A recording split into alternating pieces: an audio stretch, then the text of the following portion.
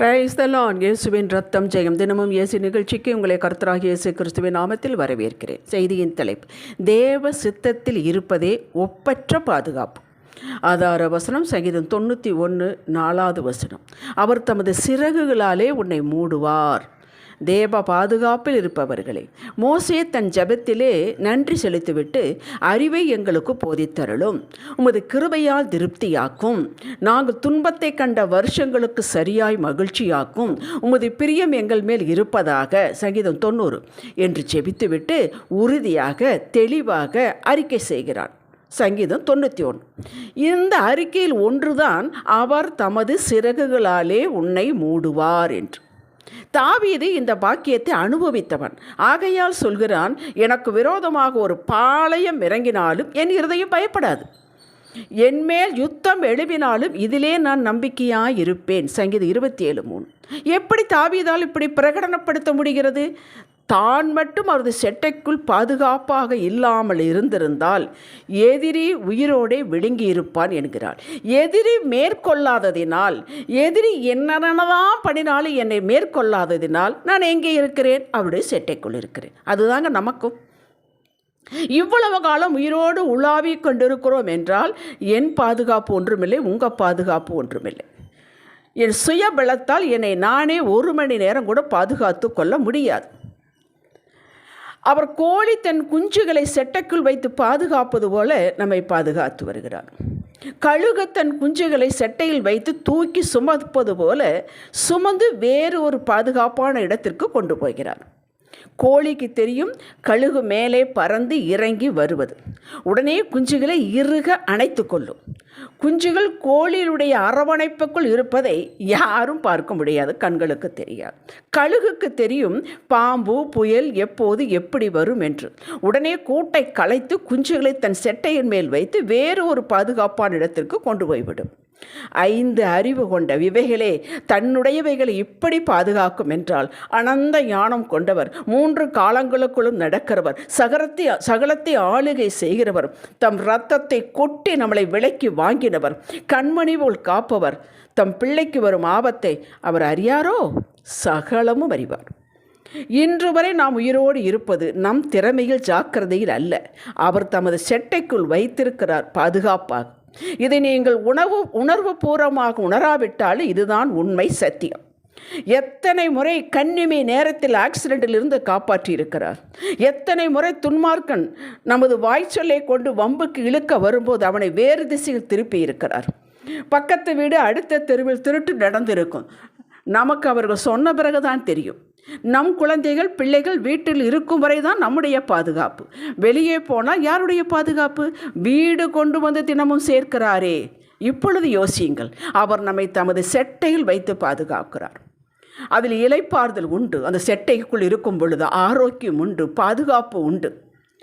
ஒரு சாட்சி, ஒரு இருவர் ஒரு இடத்தில் பேசி கொண்டிருக்கிறார். தென்னை மரத்தக்கடி, காற்றில்லை, மழை இல்லை, எதுவும் இல்லை, நிசப்தமாக இருக்கிறது. திடீரென்று 2 பச்சை மட்டைகள் 5 அடி தள்ளி போய் விழுகிறது. யோசித்து பாருங்கள். அந்த 2 மட்டை இவர்கள் மேல் விழுந்து 2 பேரும் க்ளோஸ். 5 அடி தள்ளி போகிற அளவுக்கு காற்று மிடிக்கவில்லை, யாரும் தள்ளி விடவும் இல்லை. எப்படி போனது? யோசித்து பாருங்கள். அப்படித்தாங்க நம்மளை காப்பாற்றுறார். மத்தேயு 2:13-22 குழந்தை இயேசுவை ஏரோது கொன்று விடுவான் என்று யோசிப்பிற்கு சொப்பனத்தில் எச்சரித்து கொடுத்து தப்புவிக்கவில்லையா? பாதுகாத்தாரே. பவுலின் ஊழிய பிரயாணம் நீண்டது. ஆங்காங்கே எச்சரிப்பு கொடுத்து தப்புவித்தார். கப்பல் சேதம் அடைந்தது, ஆனால் உயிர் சேதம் ஒன்றும் அடையாமல் ரோமாபுரி கொண்டு வந்து சேர்த்தார். பவுலுக்கு பல அனுபவங்கள். தாம் கர்த்தரின் செட்டையில் தான் இருக்கிறோம் என்று. ஆகையால் தான் பேசுகிறான், நாங்கள் எங்கள் மேல் நம்பிக்கையாயிராமல் மரித்தோரை எழுப்புகிற தேவன் மேல் நம்பிக்கையாயிருக்கத்தக்கதாக மரணம் வருமென்று நாங்கள் எங்களுக்குள்ளே நிச்சயத்திருந்தோம். அப்படிப்பட்ட மரணத்தில் என்றும் அவர் எங்களை தப்புவித்தார், இப்பொழுதும் தப்புவிக்கிறார், இன்னமும் தப்புவிப்பார் என்று அவரை நம்பி இருக்கிறோம் என்கிறார். 2 கொரிந்தியர் 1:9-10 கேட்டீர்களா? இதுதான் நம்முடைய நம்பிக்கையும் அறிக்கையுமாக இருக்க வேண்டும். அவரிடம் ஒப்பு கொடுத்ததை அவர் அந்நாள் வரைக்கும் காத்துக்கொள்ள வல்லவராய் இருக்கிறார் என்று நிச்சயத்தும் இருக்கிறேன் என்றார். எவ்வளோ ஒரு நிச்சயம் பாருங்கள். 2 தீமோத்தேயு 1:12.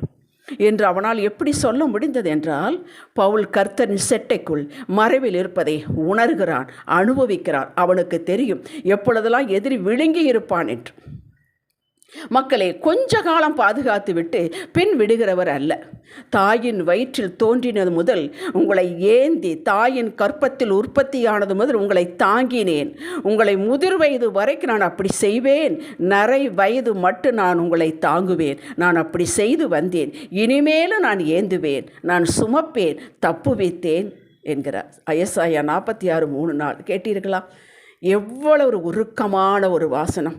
எப்படி சொல்கிறார்? சொன்னது யாருங்க? பக்கத்து வீட்டுக்காரங்களா? நல்ல தாய் தகப்பனா? சொன்னது அண்ட சராசரை படைத்தவர். அவர் இப்படி சொல்லிவிட்டு நம்மளை விட்டு விடுவாரா? உங்களை பார்த்தால் சொல்லுகிறார், எத்தனை 7 அடுக்கு பாதுகாப்பு போட்டாலும் பாதுகாக்கிறவனே உயிரை வாங்கவில்லையா? கர்த்தரோ நம்மை தன் கண்மணி போல் காக்கிறார் என்கிறார். அவரது கண்மணி எவனால் தொட முடியும்?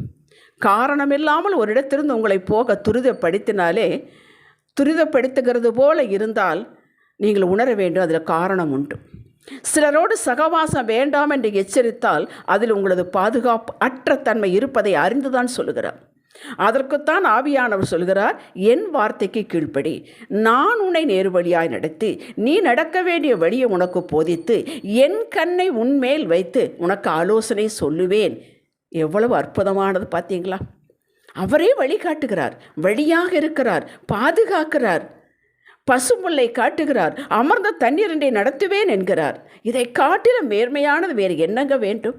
அதிகாலை நம்மை தேடச் சொல்லி கிருபையிலால் நிரப்புகிறாரே. எதற்கு? முதலில் நாமும் நம் பிள்ளைகளும் நமக்குண்டான எல்லாம் பாதுகாக்கப்பட வேண்டும். தேவ சித்தத்தில் நின்று அவரது வழியில் நடக்கும்போது தலையில் ஒரு மயிரும் கீழே விழாது. தேவ சித்தத்தில் இருப்பதே மகா பெரிய பாதுகாப்பு. அதில் தான் நாம் இருக்க வேண்டும். இருக்கிறோமா என்று யோசித்துக் கொள்ளுங்கள். ஜெபிக்கலாம். தகப்பனே, உமது செட்டையின் நிழலிலே தேவ சித்தத்திற்குள் எங்களை மூடி மறைத்து கொள்ளும் ஐயா. நாங்கள் வலப்புறமோ இடப்புறமோ சாயும்போது தயவாய் உங்கள் வழியில் கொண்டு வந்து நிறுத்துங்கப்பா. எங்களையும் எங்களுக்குண்டான எல்லாவற்றையும் உமது இரத்த கோட்டைக்குள் வைக்கிறோம். கண்மணி போல் காத்தருளும். இயேசுவே நாமத்தில் பிதாவே. இன்றைய சிந்தனைக்கு, அடியானும் என் குடும்பமும் கர்த்தரின் செட்டைக்குள் இருக்கிறோம். ஆகவே எதை குறித்தும் பயமில்லை. மேய்ப்பரின் சத்தத்தை அறிவேன். அவருடைய தேவ வார்த்தையை நான் அறிவேன். அந்த வார்த்தையின் பின்னாடியே செல்வேன். ஆமேன். அல்லேலூயா.